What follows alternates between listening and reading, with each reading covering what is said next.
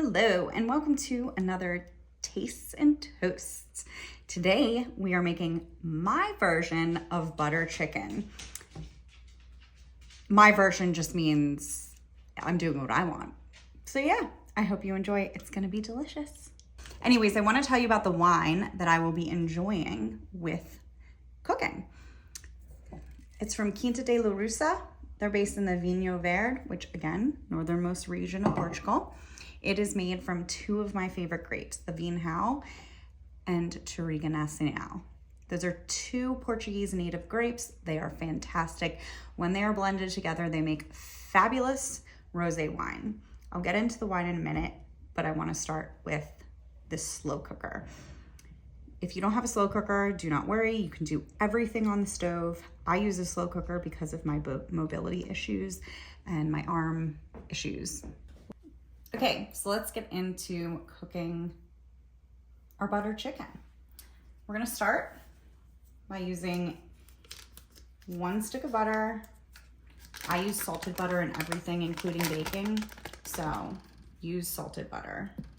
It is magic.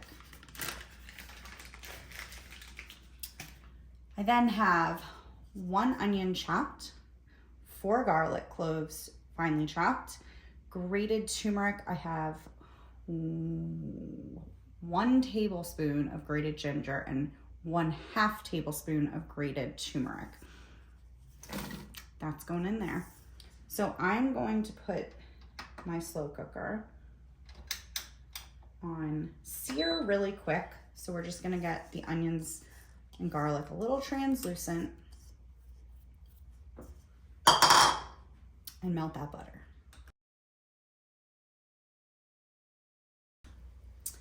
While my butter is melting, I'm going to talk about the wine. So again, this is made from Touriga Nacional and Vinho, 2 amazing red grapes that make some of my favorite rosé wines on the market from any region in the world. Yeah, that's a bold statement, but I stand by it. So anyways, on the palate and on the nose, you're going to get a little bit of floral, a little bit of citrus, tons of wild strawberries, like crushed wild strawberries, red currants, and even a little bit of like a tart red cherry, or I guess, yeah, tart red cherry.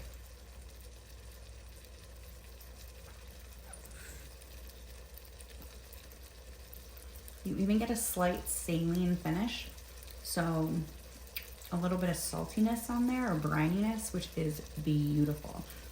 This wine is fantastic. It's 11%. I picked it to go with the making of my butter chicken because it is afternoon. I don't want to be drinking and having a full glass of a high alcohol wine and not feeling great and then not wanting to eat dinner. I also picked it because it does not need food. But if you do want to pair it with food, this would be stunning with grilled sardines, with a tuna pate or a sardine pate. Okay, I am turning it to slow cooker mode now and we're on low. I gotta switch arms. All right, this is the big one and I have to confer with my notes that I wrote down. So I make sure to give you all the correct spice measurements because I typically just dump taste, but I carefully measured twice to make sure that I give you exactly what I do. So we're gonna start with 3 tablespoons of masala spice, a garam masala, a tandoori masala, whatever masala you have will work. I am a pepper freak and we dehydrate and grow our own peppers and make lots of pepper spice mixes. I use a 1/2 teaspoon Serrano, 1/2 teaspoon cayenne super chili, and if you don't have those, don't worry about it. Use just regular cayenne. If you have that, you could also not put any spice if you don't like spice. I did also add a 1/2 teaspoon of black pepper. Now, once I get to tasting this a little later, I might add a little more spice just because we really like spice. I then added a tablespoon of cumin, a 1/2 tablespoon of garlic powder, a 1/2 tablespoon of onion powder, and 1 teaspoon asafoetida. It's also called hing. This is not necessary. If you have it though, use it. And 1 teaspoon of ground coriander. So I'm just gonna put that all in. So we're going to stir in those spices. Really get them in there good.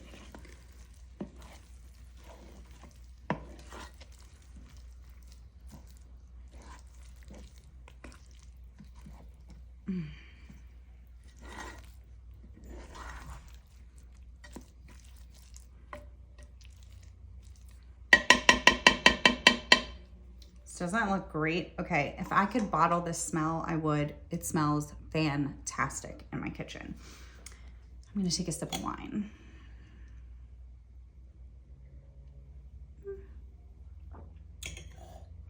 Okay, we're getting there. Next, 1 can of diced tomatoes. Use whatever ones you like. I use organic ones. You don't have to if you don't want.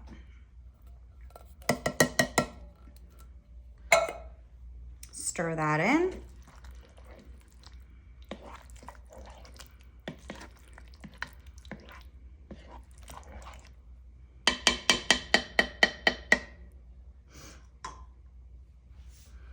Here's the fun part. I always add a little wine to most everything I make. Since I have a wine open, I'm going to pour a little in there, but I'm gonna measure it for you first, which I don't usually do. Okay, 1/4 cup of wine, rosé or white. Never use your red wine for this, at least. It is not the right flavor profile. All right, that'll just give it a little acidity, which is lovely.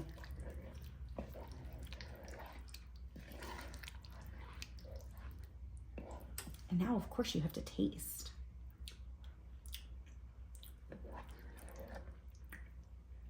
So good. All right, so next we are going to add 1 cup of whole milk. However, you can use whole milk, 1/2 and 1/2, or even Greek yogurt. Just make sure if you're in a slow cooker, you are on low heat the whole time. If you're on a stove, low, low, low, low, low, because it will curdle if not, and that's just gross.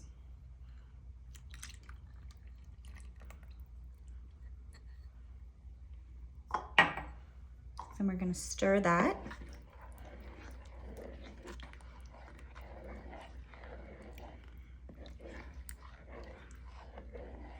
And next up is getting the raw chickens.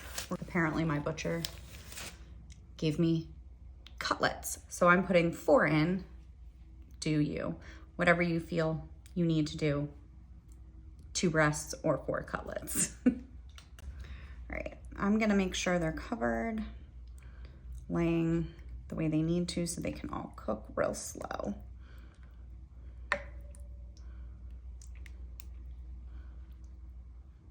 Okay.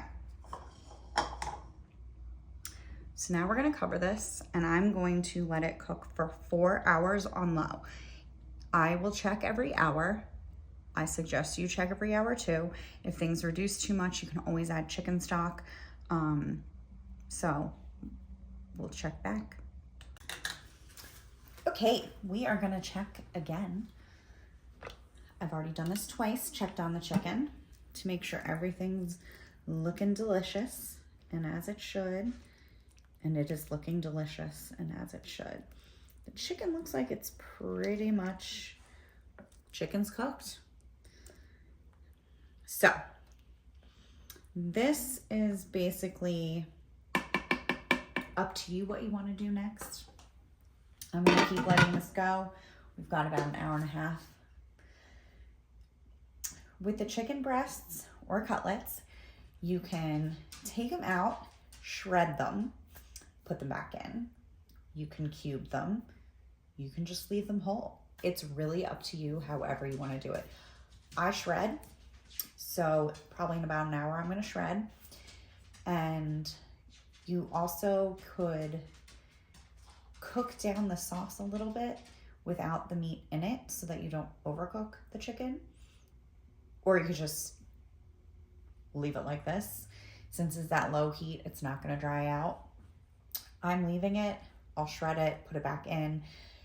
I have a rice maker. We're gonna make some rice, just regular basmati rice. If you don't know how to cook rice, I'm really sorry. I'm not gonna show you how to cook rice. If you can't figure out rice, you're not gonna figure out any of my recipes. So there's no hope. Just kidding, just kidding. Just get like boil in a bag or whatever those things are, like microwave rice. If you can't figure out how to cook rice, that's fine. Another thing you could do, make naan. I currently cannot make naan. I can't use a rolling pin right now, but I usually would.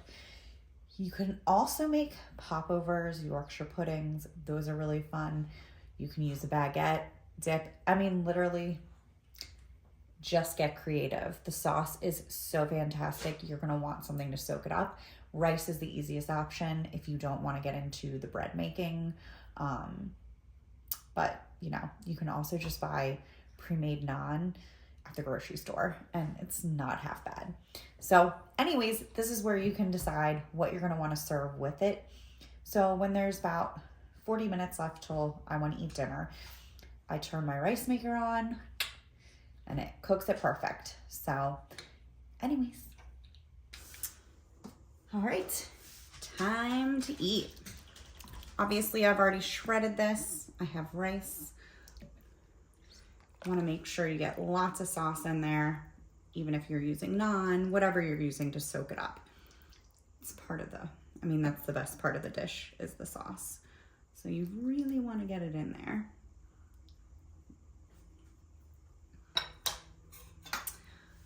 And now we're going to try it. And it's going to be really hot, so this is going to be a little awkward.